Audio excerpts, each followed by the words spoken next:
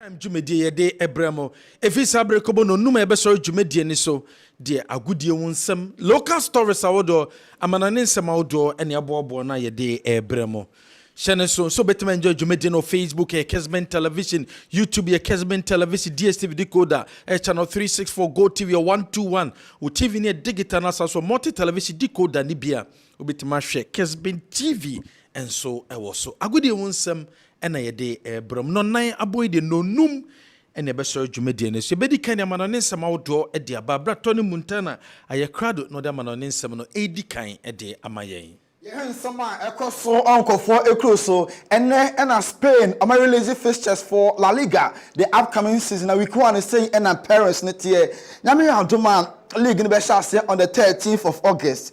Now Benya Las Palmas and Mallorca, UD Ameria and Rayo Vallecano. Atletico Madrid ebebo Granada, Sociedad ebetwen Girona, Cadiz ebeshia Deportivo Alaves, Sevilla ebebo Valencia, Atletico Bilbao ebebo Real Madrid, Villarreal ebeshia Real Betis, Getafe, ene Barca, Celta Vigo, ene Osasuna ebebo wey ene Spain league fixtures for week 1. Na ebana derbies big games are ebeba so La Liga, yenko El Clasico, Barca ene Madrid. Ohemwa first leg no Ebeba so Barca ebebo home. Hello, on the 29th of October.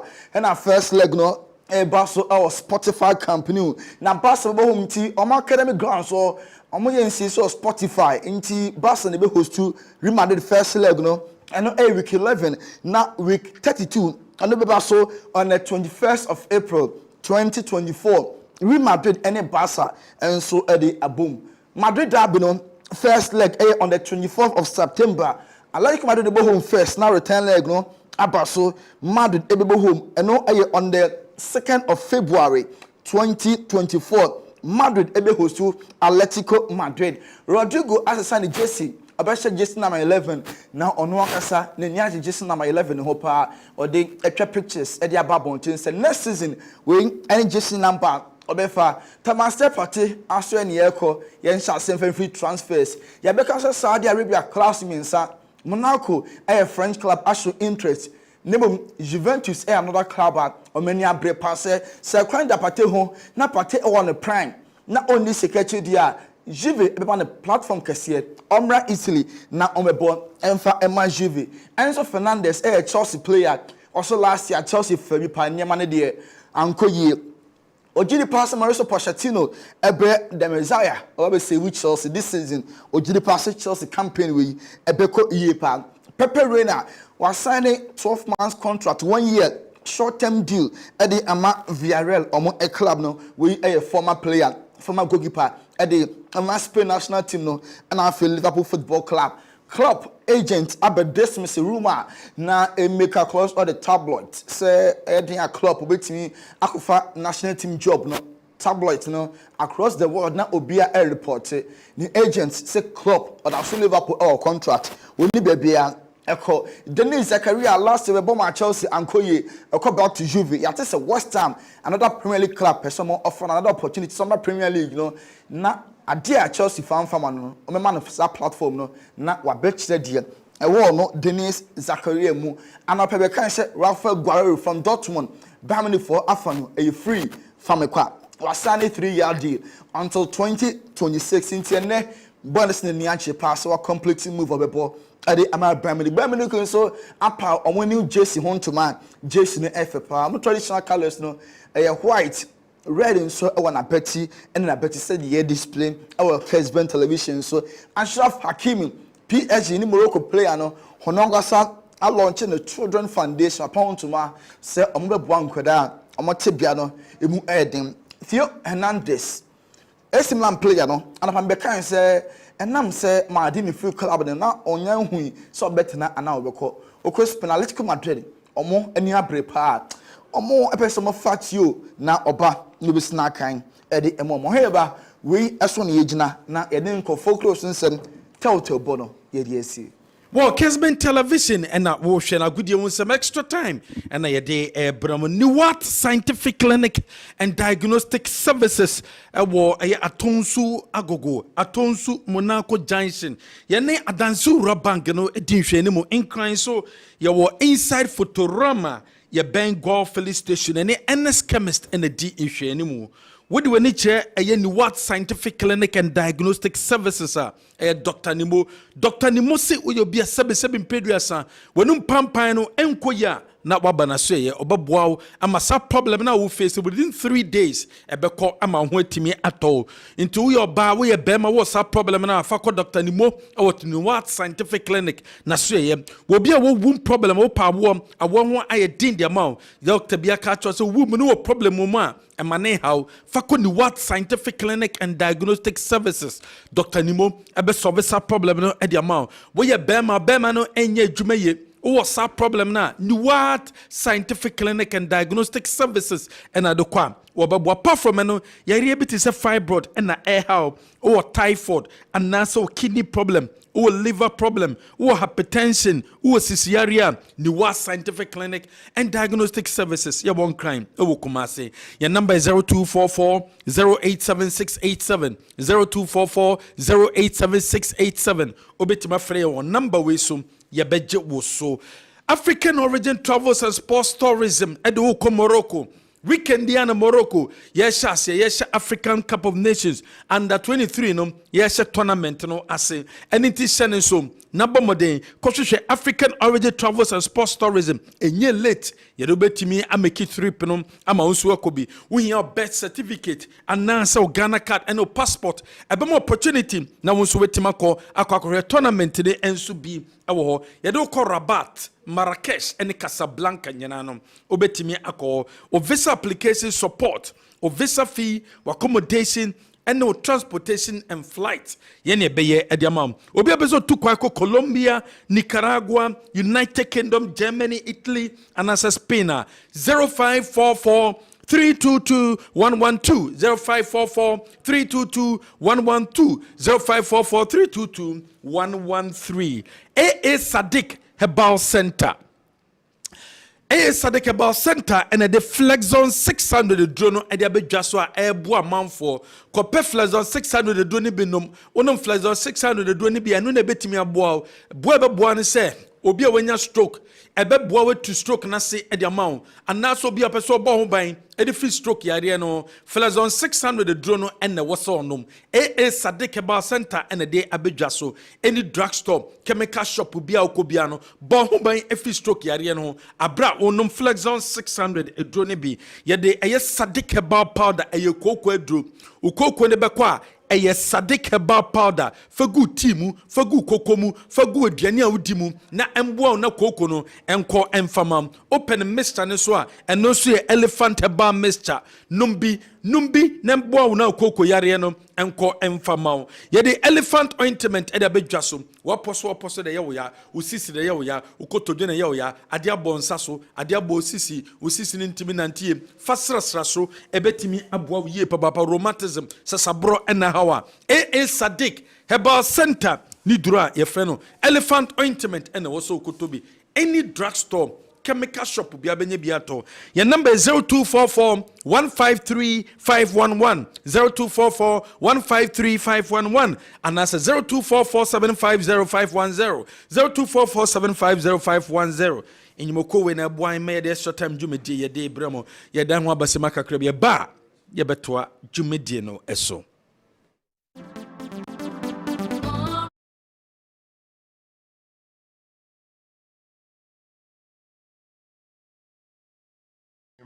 Some born as well with artists and Nyame too. I that's a coach in about artists, but you lack the ability to see it. And that's a pampa or more. Yeah. So okay. Point of correction. Amate's 28 is literally the same as a 38-year-old Western European. Financial fair play is the reason for Kai's exit. Okay. Clifford Cheba for Woodbridge, USA. Also now the way Abba. Pamcho unim amate age and as ubo trim neka. Clifford. 28 years or the ball about then now because 38. Didn't know Casa. All right, what about me? Right, General. Chelsea announce new signing. Nkuku. Okay. A branch and so you bring home. No, I didn't home. I didn't home come see papa. All right.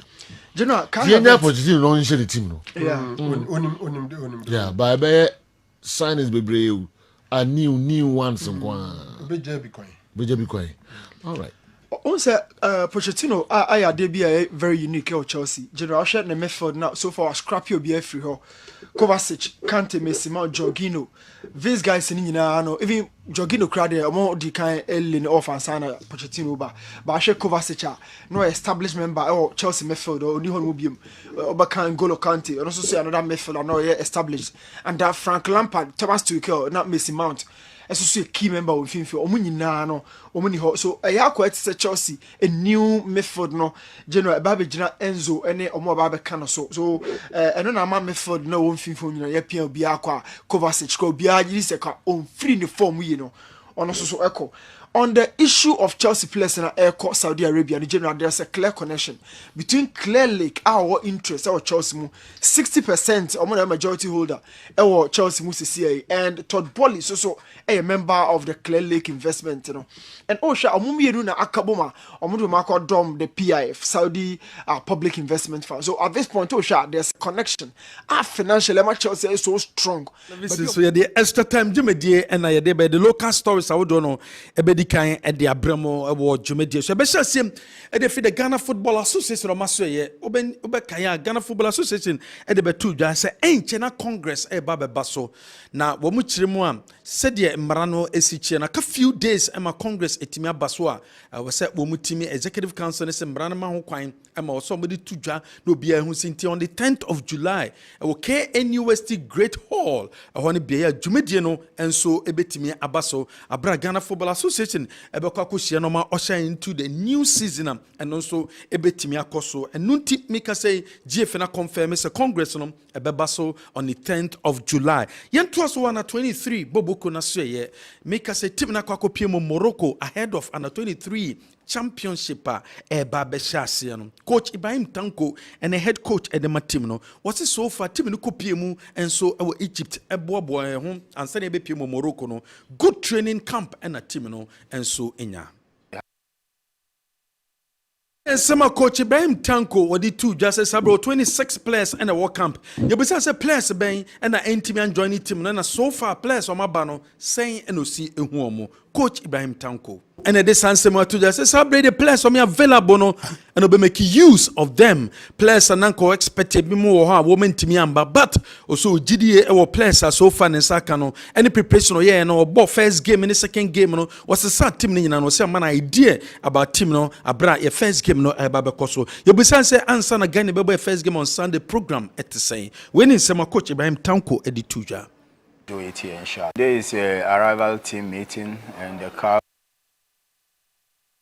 Ko head coach at the man 23 team no this ansem when you dia tuja say sabre de hian said cap esiso cap no na omo emi so mpono betimi agi trophy no enso e wo say mpono Ghana betima qualify de ni akwa Olympic games e because of France there o GDA say a bonus but the main ambition is Ghana e betimi agi trophy no enso e de aba Ghana was the hian say e was support team no yeta team na chi under 23 boboko no enso no ne beto so e wada stories ma Ghana Football Association General Secretary Prosper lawyer Prosper Resenado and odi tudwa say Asamoah Debi I was say Ghana you celebrate Asamoah na be celebrate Asamoah Ghana Football Association kwa entimi enye anunti the JFA and Asamoah penyufo ebetena say na fe said ye I was mutimi honor Asamoah say bebo game and e dehye ni monyam say adibi ebeye bia no enya da Ghana Football Association kwa betimi agise wo me de Asamoah ehia nti wo me de to Asamoah anim so mo pese mo ni hia said de bia nhihye bi o bia no wo metimi aye no mo honor Asamoah because of the modern wabo e de Ghana legend Abedi Ayu Pele wono so pay tribute e de ama aye Asamoah a legend no Abedi Ayu Pele na ni agi so hu player bi ti say Asamoah na still legendary no ongusua ento aso sa sanso na ne captain e de ma team abra no sia kan de ma Black Stars Stephen Apia enso pay tribute e de man say there be on tena ho sa ono so ebo asamo agya na baso yie papa say Ghana de ono so apeni dues e de ama Ghana ye Black Stars we enhyehyia Free Ghana Football Association no wo mo aso ye aba say sabre wo mo ne asamo agya and in a team no e be meeting na fe honor e woso mo honor ne bia no wo metimi awona no enso ho ye beto so other stories ma ye fe ni nkire e Ghana Football Association so ebiom the GFA president Ketiye so kreko akwakopi mu enso Upper East region Sakina obeka referee over the weekend wo mo attack no GFA president akwakopi mu enso e wo Upper East region akwakosra Sakina enso e wo referee and napari ye coach edema division 2 side and I say division 1 side and also what tamale no or attack yes ababawe nanso so GF no president we GDA say e was say wo mutimi to na monto mu kwakopie mu enso o mene Sakina enso akwakohia akohye ne nkran say GF no ebete kire e ma so twi bi ho bi a wo say wo mutimi edema referee na pari bia no wo beboa ama wo mutimi ede ama no yento asom about that story so Tamale City obeke benada no na Tamale City fo mpanyifo eye mediama fo invite omo mu kopie mu enso ewo takwa na takwa omukopie mu na brand efe no God knows Jakpasu se said ye onye Tamale City play biom was signed 3 years at the Mediama Sporting Club into God knows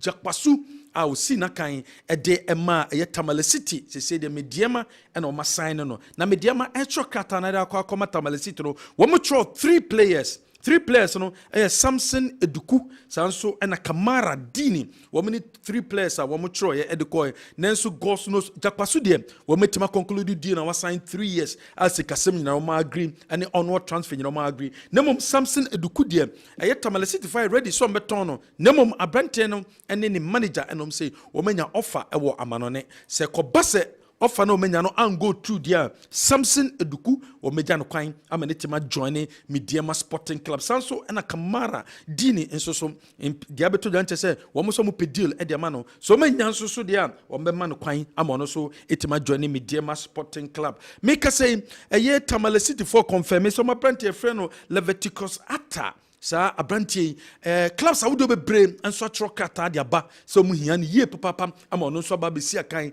enso e dia momo enso but asatona anya dia wo mo any club obi atima conclude deal about sa player yi enso e wo hom ye beto so wo other stories man Mediama Sporting Club nyina nim say sa bre dia wo mo na e be ko Africa no akobo mode e wo CAF Champions League no team be na be represent Ghana or Confederation Cup no asatona yenim team be represent Ghana because dreams there officially wo mo da so monko Africa Dr. Tony Obey we Mediama board member and odi to just so me grateful say parliament etimi host omo we say enye easy sir so betama kopie mu our parliament house we me very grateful say speaker of parliament etimi host Mediama Sporting Club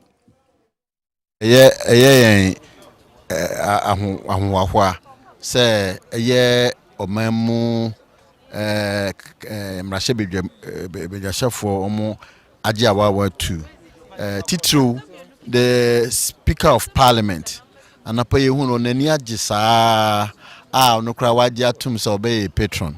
I'm saying any aji wa my crying some MP our takwan saim. One also a statement war Parliament or ma. In fact, the statement on my way, you know, the supporter other MP said they can't hono from both sides. And Chrese Mediama ye achievement no aye obi ani so na ye do mu nyina ase ye do mase e won kranhye sam Sama Dr. Tony Obey, a board member, executive council member of the Ghana Football Association, what they are to your sound so this also says I speaker what confirms the speaker I'm making promise some member team 100,000 Ghana cedis. Parliament omo a promising some be my 100,000 Ghana cedis.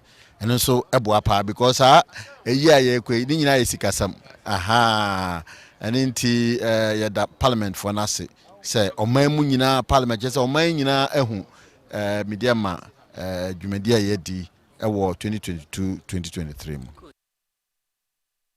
Your Ben, executive council member, Sasso and Mediama Sporting Club, one more a board member, and this same way, and so a dear to the Kumasi Santa Kodoko. My infant to just a National Circles Council, no, one more acquire meeting with the management of the club.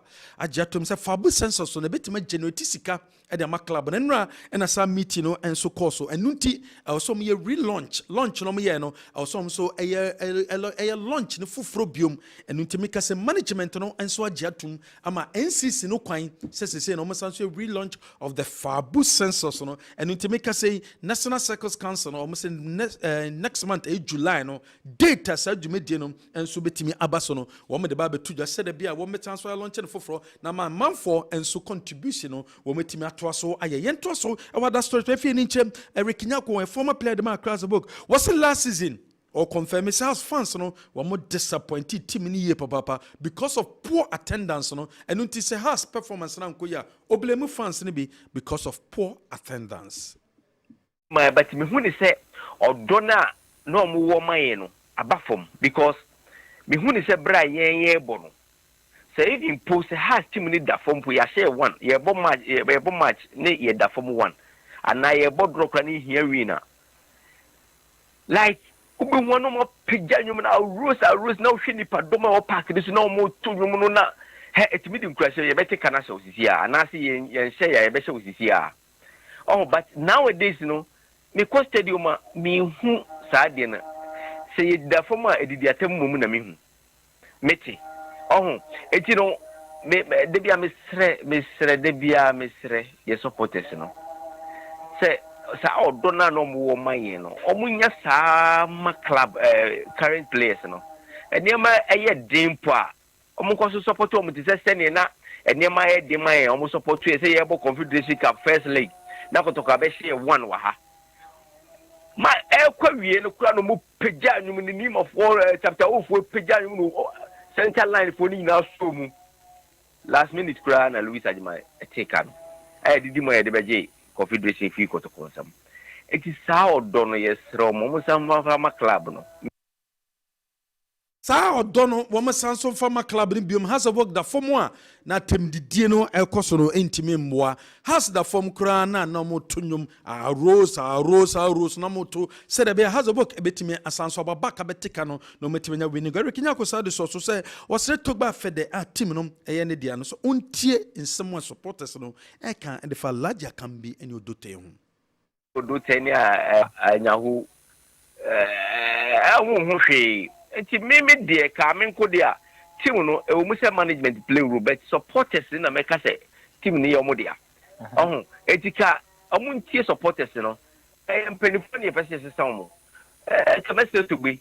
eni on se sawo no fa foforo mra ni ehwe say bia team no betimi asan fa ntum apefra ya nka say play but ni empamo mu nyina ni say empenifo mi ense bi kepe a ade ni yense san ni ehwe say ebetimi de team na san agina baby ya enti mu de se ne metiti no meti kra na yes supporters team na kra me se jamone odu team na adade no enye fine which is very bad because supporters play role management play role enti sankrofo mi no we nya ba ko a e better na playing body no so etimi perform on pitch no so football na anything e friend team enye individual game so obi tennis enkrofo bebre na man ye team no management supporters playing body ni na kabo mu na ayi team on ti say fa baby tosin ni ade a enti bi nkoso e basa ye no ma ye wachire ni ye abo team ne da no e ha yen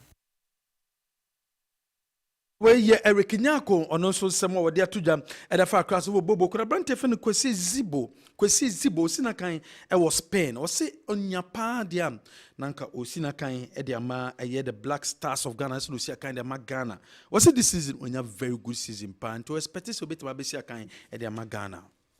Every player is a race for every Ghanaian to play for the national team, and for me it's a big dream for me to play for the national team. It's a big privilege to defend the national flag. So I'm working towards it, and I know one day it will come to pass. Season is one of the incredible seasons I've ever had in my life.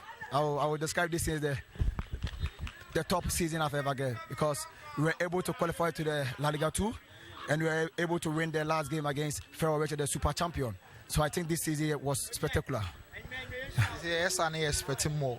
This is the expecting from you. Even myself, I'm expecting more from myself, and I'm expecting more from my colleagues too, because life is step by step. So we qualify to La Liga 2, we are hoping to qualify to La Liga 1. So I'm expecting more from myself too.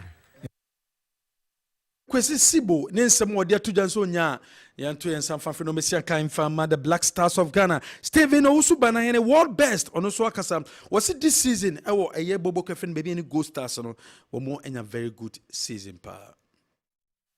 Oh, season na league na as na points mo bo now since na nya easy. Ko bi homa e difficult so bet point. But kaka season na say tough but yeah like be fight here. Gold Stars mo season we better describe mo season we say na me hu say as best because we say mo ba last year nti yetimi di 15 na say pa na best mo. Ade ba kono for the bomb so before so be join away matches no mo win but this year we na nya bad cry. And credit away matches yen corner say omo kwan nya kra but kaka na say na coach nya kasanti di time pa defender we say na be ya ye be silly side no. Wey eye Steven Owusu Banahene ne nsɛm a ɔde ato gya no yɛfa local stories ni si asɛ Franco Naro atena se sanso na Wal Mohammed Hudu enso ayɛ krado Naro akɔ aba ma me hyɛ asɛm fɛmfiri hɔ.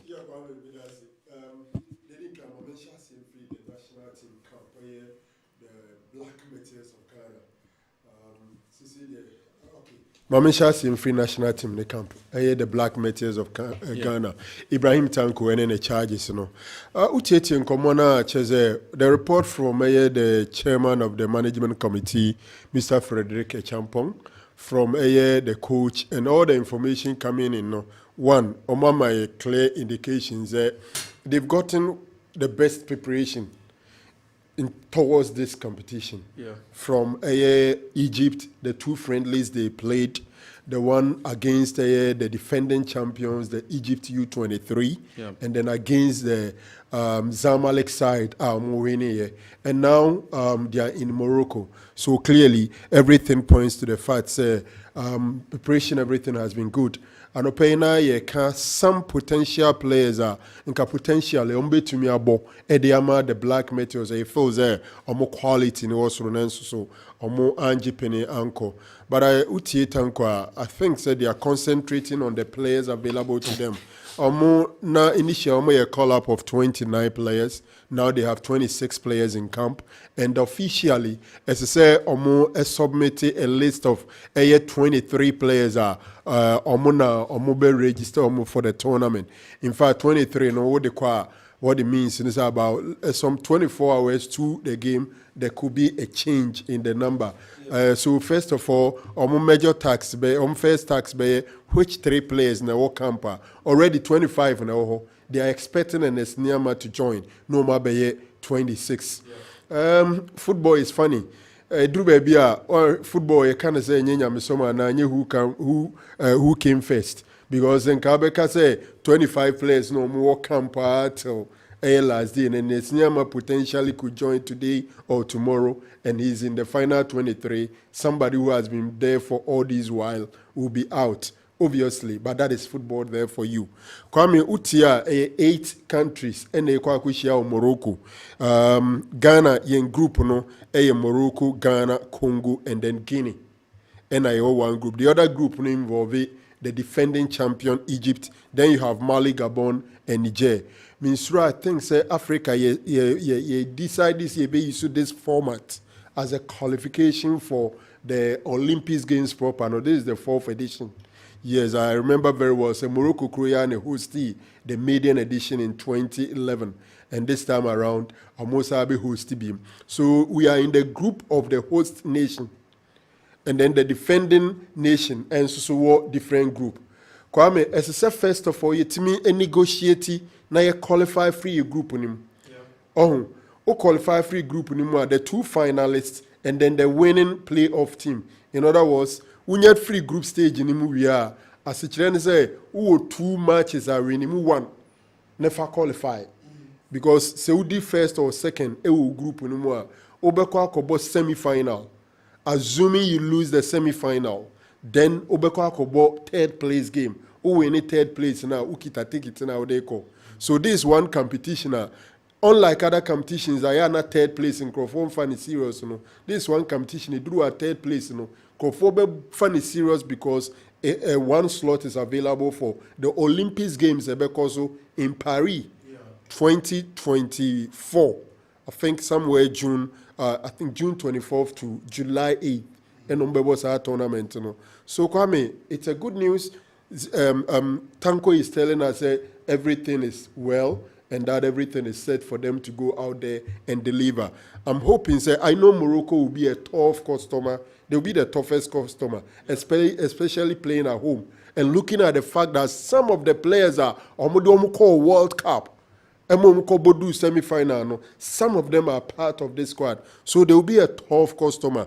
But under normal circumstances, Congo and Guinea there, it's a see to me a force. Now let's assume to me and to Morocco crowd, it's here to me or Mwajuma. They take it to the semi-final. So let's wish the team all the best. And Sampani Gusu Koso Eba Edema Samojan for his achievement. Now, if the Almighty Abedi Ayu Pele can say that, or you're proud say unya the opportunity to watch Asamoah Gyan is an amazing statement. Abedi Ayu Pele kasa answer me. So it means that Asa has done so very well in his footballing career. Now, Yakadebi has a country that fails to honor its heroes and heroines, and you're worth dying for. Enti enede ni yama Asamoah Gyan. Utie the General Secretary of Ghana Football Association, Mr. Prosper Harrison Prosper Esquire. Ninsem I agree with him. SSA GFE, any team Asamoah Gyan, and even the Ministry of Youth and Sports. Eka omo resources ni omo bon normal plan. Na the GFA knows where you the links and the contact. Nebia or more they invite some players be na or maybe boss some special match be. Honestly, me nim how Asamoah planned it. Ideally, in ka announcement to a 2 months earlier, in ka better. Why am I saying this? And what it means is that players know off season. If it had been 2 months earlier, and they could have planned in such a way, say, around this time, this month or next month, our players busy with their clubs. Kumbenya some of his playing mates, some big boys across the globe, to come and honor the send off. I expect officials from CAF and even FIFA. Asamoah Gyan, a bomb tournament, I a part of this planning. I think if the all-time top scorer for the country, the highest, the player with most cap, and as most national team games, retire. So let me put that Asamoah Gyan one there. Now, let me, to travel all the way to Tamale to see Sakina. Me sure, I don't know, Sibia. And Omokoye, but I still think that it's something positive. Se Sakina Tifi na ninti ninma amene papa no mohona ninti GFE president enimnia. I'm sure some potem one if you for no omani jibeji pa na se woni team se bimpa referee no ku jaidia e bia a visit of this nature ebeshen and crying. The good thing is that basically every Ghanaian has said na dream that will be a HD say a brand na there no yemfa famra kwan so, and so far the police are doing their work well. It's up to Sakina na nkasa say onkotina oman crofobin fa chopa ne ademba ne bedru baby the police and then maybe the law enforcing agencies enya prime witness after what the apology abase say football at the akoma na nam so mane bibisa and what the apology but still insist police mran faso and say Ghana Football Association new so mo mran no mo fanchena so police for new so my imra na Ghana Football Association mo ni football mra no bi amfanya na adwuma double sana ye no o man ye di mra na ebu na se ubetumi adi nsem hunu no aka se wakoma police ni ananse obo ewura baby tu ayayaya ufise nya na koma na kan na kuma nti kwame se uni akokuduru a yentwempena uni akokuduru na uni abotra football yenye bi na otietie nsɛm na de omo keka ne se no kura se abrante no jemema bro ye no hobby wo yo be bu sesi a difference e wo ni ntem se wo de ba ko penisi wo akwem no kura nso no emfa ne se my word Evanso de name unsam. About the Ramana chipping them. My word. But why am that's some car? Asam okay. Bim say. But we did there. Kwame nyasam kitwa. So then there at least poor time baby. But we know there no. Enye de didi agree ye. Inti police for Ghana mra no mo hweso. Enye omo dia. Ghana mra nto mumfa Ghana mra nya adwuma GF for mfa football mra nso nya den enya adwuma I don't know nka na nka se o ma announce o ma revoking license. Wow. Yeah, by na nka se GF announce dada sa brand ten license no mo do mo sa ato so. Another education. In terms of women's football, yeah. Of moderation, no headache. Yes, so a deputy say. And no say o mo or say o mo treasure. Yeah. E wo hono. Nti ni dibia no ni post no so onye obi anka eso de ne nsa ka oba akra because one man na ejuma nka ba na eso ho mu we su de nye so oba bia be hye na ebufu oba na edi match na match na wodi na onya ade e na Sakina hwe wura bai ne ho fe ne nani mobo ukobu no bu trend say otoba how the point in time the lady thought wu nti ayasem kese me feel say by na nka say Ghana Football Association announces Oma revoking a license. Na coaches association can't tell so much suspended the membership. Na police phones some penny for us here, Ayo Majuma. And can be crank a DVLA, no so they're doing a driver's license. Dom Satoso, then they be on to me to Kanko baby. Say a paying for any TV license and Anke and Satoso. So I don't know ye in Yambrasa Nikwasi as so. And a Macas and Central for young so I see a course where the actually.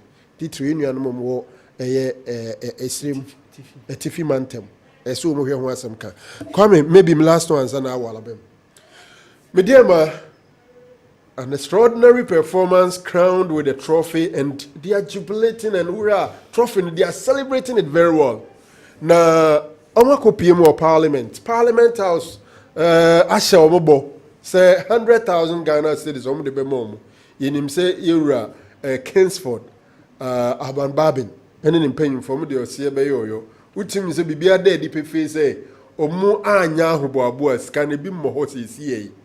In Tie Boshen Abba, a tree, or more the Bemau Cardano. You hope you saw me the Osia Bayo, na omudisicana momo, but may as some way my capping, number some can be. This kind of haphazard donations from the functionaries of the state is not the best. Ayamediema ena omowo opanyi a ye frɛ no eye Mreku Duka honorable MP for Takwansu Ayim I think was deputy minister I think mines or a very influential enti watumi abokwan ato parliament wa ma wo mai den etumi de akọ omo yire omo ho a ombenya kwan sa de akọkire o mampanyin se omo okama fo obebo kwan de ato ode ama omo a enti me problem ne say and it's ye officialize no for example the last season na kotokoko Africa you see am $100,000 madwen me say say Ghana buy no any ministry ne ka de to say yen mam do ye bo league ni wi a nia obeje a okwa akosi anam Africa no taku ana asempoa ye de bema no obi anim so uchi league na okwa Africa e bi $100,000 is there na no kra no process aye fa so ye no enie e bi a woje $100,000 USD na esesa otwro through this and that entian ko ba se be ye hwehwe animu asem se tim ni e bo no kra no oji kra onim se obegie se sika we eda ho enti ne oji wi a onim se this amount is there it can even affect the recruitment and the preparation but sene ye no nan say no wan hwe yi a tim bi betima age league no sɛ woni panyin bi obedi n'anim ama na kɔ aban mu akɔ akɔhyia nana ana nyame mfa saa ma saa time na ohia no na ni ɔman mu meka na adɔ ɔman panyin as it stands now ebetimi a different president at the time na sɛ ɔno nni hɔ a anhwɛ a team na onya hwee nti let's officialize it. Ministry of Youth and Sports should lead this. Afei de aba bɛyɛ nsɛn na hɔ sɛ Ghana aban mmoa baako a wɔde boa Ghana league no ne sɛ deɛ ɔbɛgye no ɛsiane sɛ ɔkɔ a Ghana din mu na ɔkɔ Ghana frankaa na ɔde kɔ nti sika sɛn ne ɛbɛyɛ ne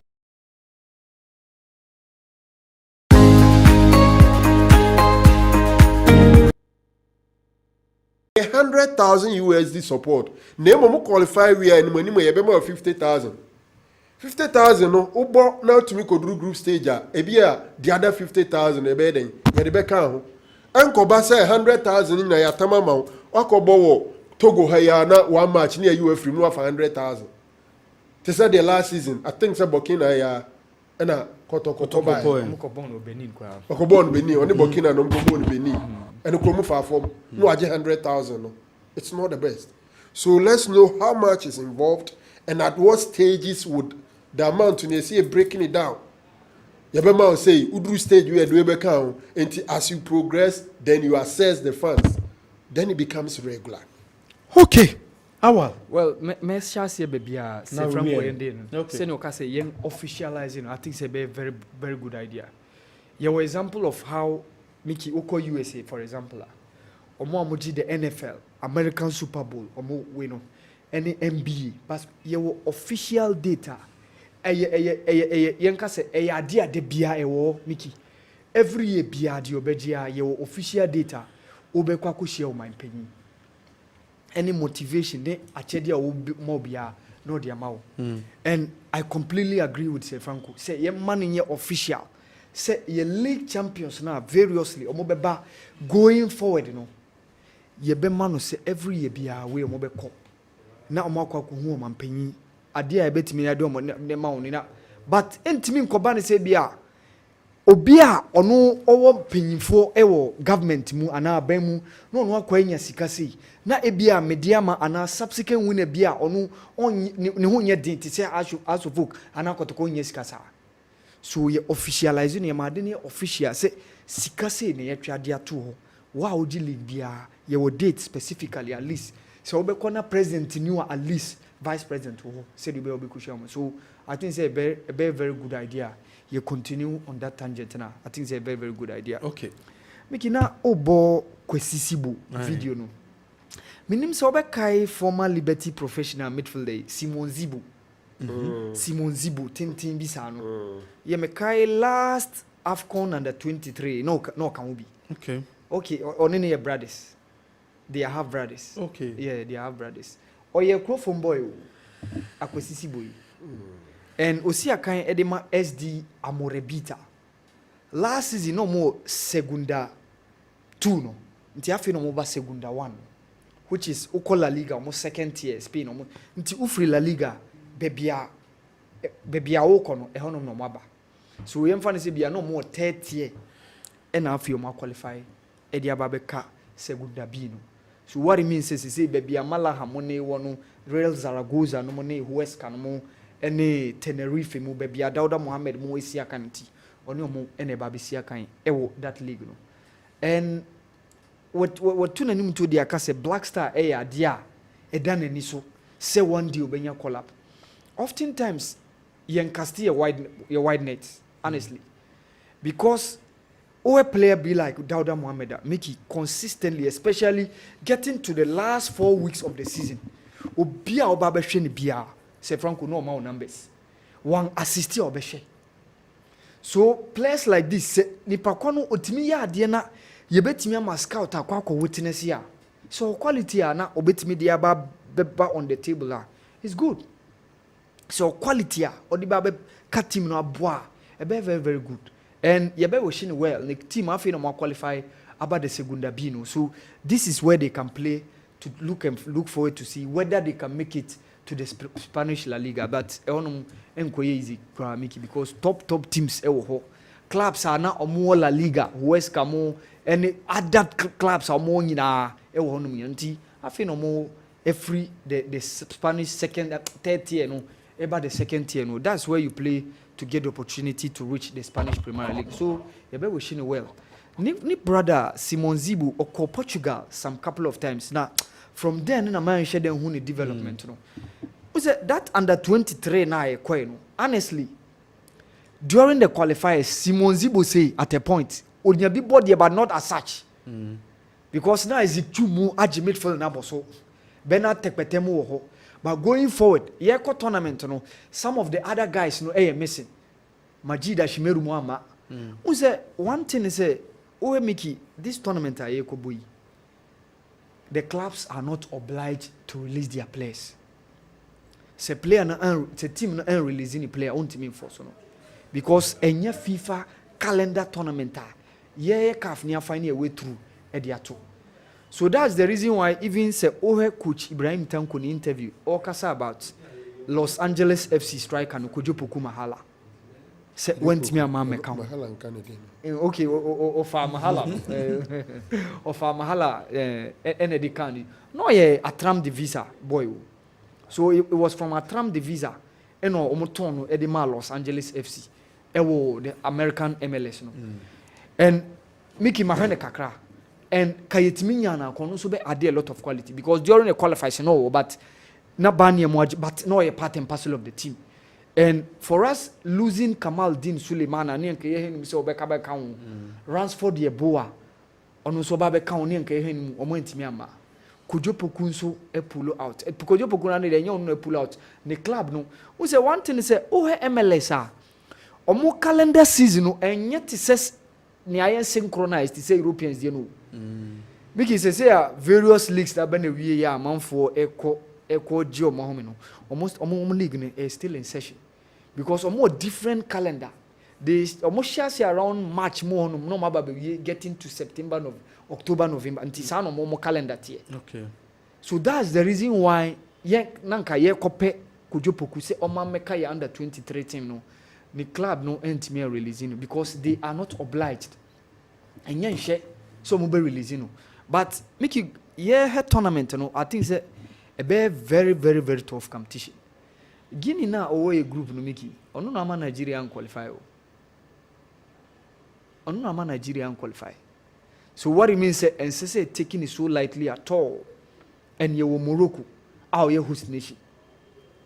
And Abde Izalzuli said yes from Kwedika kan former Barcelona guy called Osasuna or Morocco team na call World Cup recently. And then Bilal El Hanous, formerly of Burnley, as I say, is in a kind of Belgium. We munina a part of the Moroccan national team. Under 23 Omodiba tournament no, as a host. So negotiative group no wela. Now said we near kwa head the second group, which is Group B. Baby are the defending champions Egypt ewo. Near Bobodi, Senegal, waji AFCON under 17, waji under 20, waji Chan, waji beach soccer, waji AFCON under 23.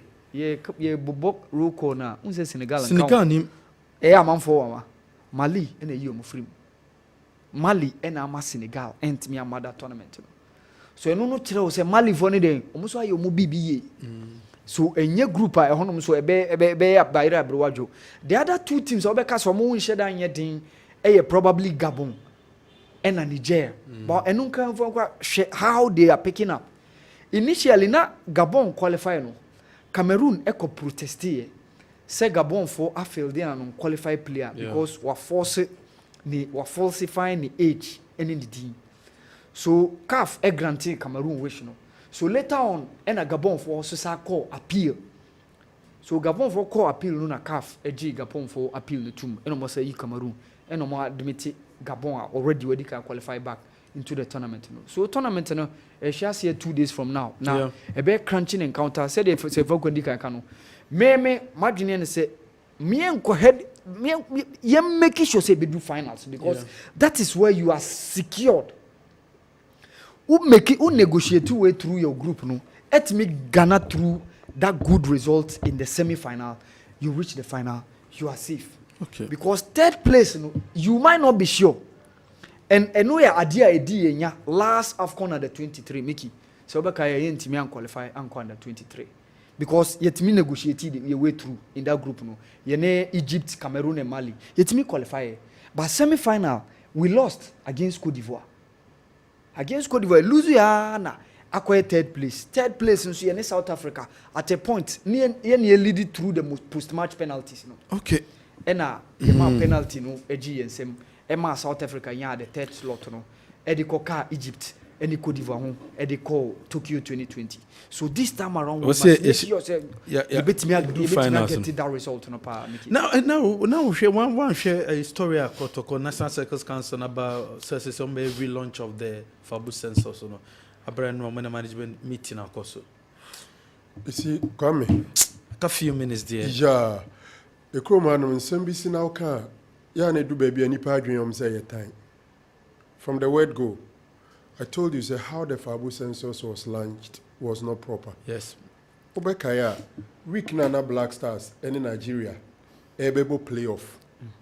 Na kumasi attention ni bibia ewo Black Stars. Na meka say the whole Ghana and probably omo money Ghana football. The attention was on the Black Stars. Around that same time, Thursday, Friday be. And now Kotoko management so omo launch Fabu census no e was sick so. And uti obi e odi Kotoko echi no ka finances ne kwan sika beba Kotoko mu a obi adwem say ye de akwanya ebeto na supporters a register no motiatia kakra osumi bia de ato team na echi no eno ne de kwan a like Kotoko koko kesi a e twen krofo gidi say that is the way out. But how it was launched, it was wrong. I remember telling Nana Kwame, also, Oma is sick in the area, Omo Besa Yebim. So, the enthusiasm and everything around the launching of the sick wasn't the best. I was expecting, say, Sadi, Nanka, Empo, Ombetime Dika Kukwa, the Fubi Honum, and no Mako Kasama, or Mamma, promises and Nancy Kebi Diatwase. So, on the day of lunch, to say they can go for lunch, Omubukuno, yes, a first copy will be at Tony say. Second copy will be at Tony say, oh, so Kwame does by say, Safutona Epediama Kotokono, or no discussing na to say, Koku things or the say na to say, Sementias or the say na to say, Kobnakesis or this. You visit them. Know what to make the Kenya great they are to honor. And for me, I was expecting that it could even be a live TV show where people can even phone in and tell their contributions and all that. And wachi omo lanchi we no omo beba magazine near the adeka krebia it ended. I've told you and I've suggested ways I think they could go about it. And now omo so moye launching. Relaunching should be properly done. I don't know what they are planning. But momo sanko ye bibia troka. This is bejiegu. Okay. Ye mu pa na nke mfa ne say Kotoko etima recruitment this a year.